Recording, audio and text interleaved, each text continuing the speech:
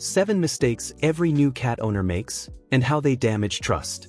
Entering the world of conscious cat ownership begins not with the purchase of premium food or a designer bed, but with the fundamental realization that your new companion is a complex biological entity with a unique evolutionary blueprint. Many novices make the critical error of projecting human emotions and social expectations onto a creature whose ancestors were solitary hunters, hardwired to rely solely on their own instincts for survival. When you bring a cat into your home, you are creating a microecosystem where every movement, sound, or environmental shift is filtered through the animal's lens of safety and territorial integrity. The primary issue is that beginners often expect immediate gratitude and affection, forgetting that trust in the feline world is never granted up front. It is painstakingly constructed through predictability and the rigorous respect of boundaries. If you ignore this crucial adaptation period or attempt to impose your own social rules from day one, you risk creating a profound psychological barrier that will eventually manifest as redirected aggression, chronic hiding, or destructive behavior. We must examine why our standard methods of discipline are often catastrophic for a cat's psyche.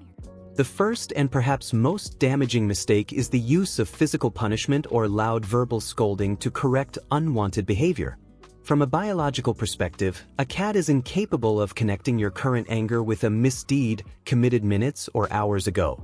It simply perceives an unpredictable, dangerous giant suddenly displaying unprovoked aggression. In the wild, a predator that behaves illogically is a lethal threat, triggering the cat's survival mode: flight, freeze, or fight. When you tap a cat's nose or shout for scratching the sofa, you aren't teaching house rules. You are systematically destroying the cat's belief that you are a source of safety. The psychological fallout from such interactions is immense, leading to chronic stress which directly contributes to psychosomatic illnesses like idiopathic cystitis or overgrooming. Instead of becoming a trusted partner, you become a fear factor, and repairing this fractured bond can take months or even years of consistent, positive rehabilitation.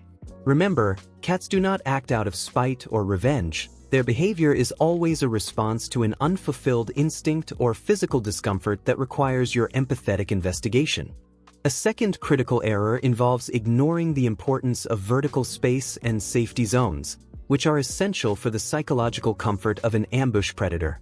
New owners often arrange their living space for human aesthetics, forgetting that a cat feels most secure when it can monitor its kingdom from an elevated vantage point.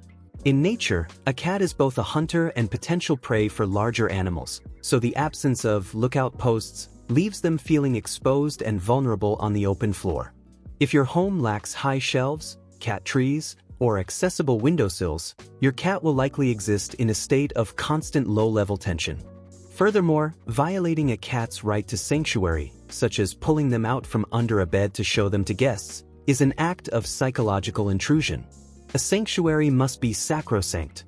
Once a cat retreats to its safe spot, it should effectively become invisible to you. Violating this boundary teaches the pet that there is no place in the home where they can truly decompress, which inevitably leads to a loss of trust in the owner's respect for their autonomy. Proper environmental enrichment is the bedrock of all future communication. The third common mistake is forced social interaction and improper tactile contact that ignores the animal's subtle body language. Humans are primates who express affection through tight hugs, kisses, and belly rubs, but for a cat, these actions can feel like a predatory restraint or an outright attack. The abdomen is the most vulnerable area, housing vital organs, and when you attempt to touch it without explicit consent, the cat may react with a defensive reflex involving claws and teeth. This is not mean behavior, it is a biological imperative. Owners must learn to read microsignals. A flickering tail tip, flattened ears, or dilated pupils indicate that the stimulation quota has been reached. A novice mistake is continuing to pet the cat until it is forced to escalate to a bite. The correct approach is to allow the cat to initiate contact. Offer your hand and wait for them to rub their cheeks, where their calming pheromone glands are located, against you. If you force affection, the cat will associate your approach with sensory overload and eventually become a ghost cat, avoiding all contact to maintain its personal integrity. The fourth aspect concerns fundamental biological logistics, specifically the placement of food, water, and litter boxes, areas where human convenience often clashes with feline survival instincts. In the wild, cats never eat where they eliminate, and they rarely drink water near a fresh kill to avoid contamination. Novices frequently place food and water bowls side by side or, even worse, right next to the litter box in a cramped laundry room. This creates an internal conflict. The cat's instinct says the area is unsanitary, while hunger forces them to take the risk. If a litter box is in a high-traffic area without multiple exit routes, the cat may feel trapped while vulnerable, leading them to seek out safer spots like your rug or sofa. Instead of scolding the pet for accidents, analyze the geography of your home. Using scented litters or hooded boxes that trap ammonia smells are further examples of ignoring the cat's sensory needs. A cat cannot vocalize that its bathroom feels like a trap or its water tastes like dust. It communicates through behavior, and if you punish these SOS signals, you destroy the fragile bridge of understanding you are trying to build. Fifth on the list is a lack of structured play that mimics the predatory cycle, leading to pent-up energy and behavioral boredom. A cat is a high-performance biomechanism designed for short, intense bursts of activity: stalking, chasing, pouncing, catching, and eating. If you don't engage your cat with interactive wand toys and instead just toss a static ball, they quickly lose interest. The worst habit novices develop is using their bare hands or feet under a blanket to play with a kitten. This trains the cat to view human skin as a target for hunting. As the kitten grows into a powerful adult, these bites become painful, and the owner begins to punish the cat for a behavior they themselves cultivated. This creates a massive psychological dissonance for the animal. Why was this fun before, but now I'm being hit for it? To protect the bond of trust, always use toys as mediators and end every play session with a small meal or treat to complete the biological cycle of the hunt. This provides the cat with a sense of accomplishment and calm, positioning you as a successful hunting partner rather than an unpredictable source of pain. The sixth mistake involves sudden environmental changes and a lack of a predictable routine, which is a major source of anxiety for a territorial animal. Cats are the ultimate conservatives. Their peace of mind is based on the certainty that tomorrow will look exactly like today. Beginners often move furniture, host loud parties without giving the cat a retreat, or abruptly switch food brands. To us, these are minor adjustments. To a cat, they represent a collapse of their stable world. Every change should be introduced gradually with positive reinforcement. Special attention must be paid to socialization.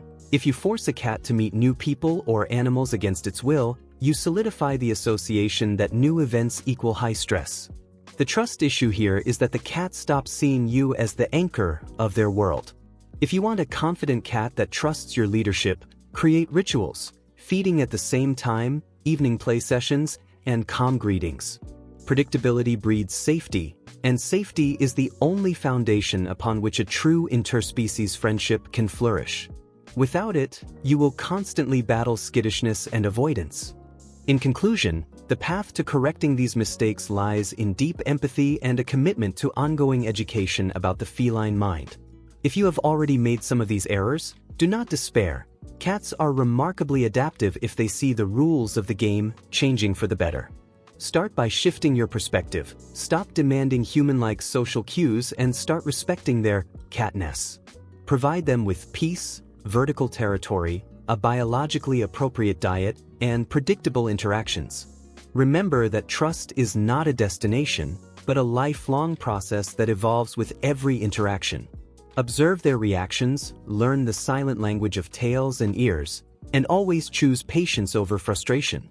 Your job as an expert in your cat's life is to curate an environment where the animal never feels the need to defend itself or hide. When your cat finally chooses to sleep with its back to you, it is the highest form of praise, a silent testimony that you have succeeded in creating a sanctuary of trust. You are your cat's entire world, and by understanding their psychology, you can transform that world into a place of mutual respect and profound, silent connection.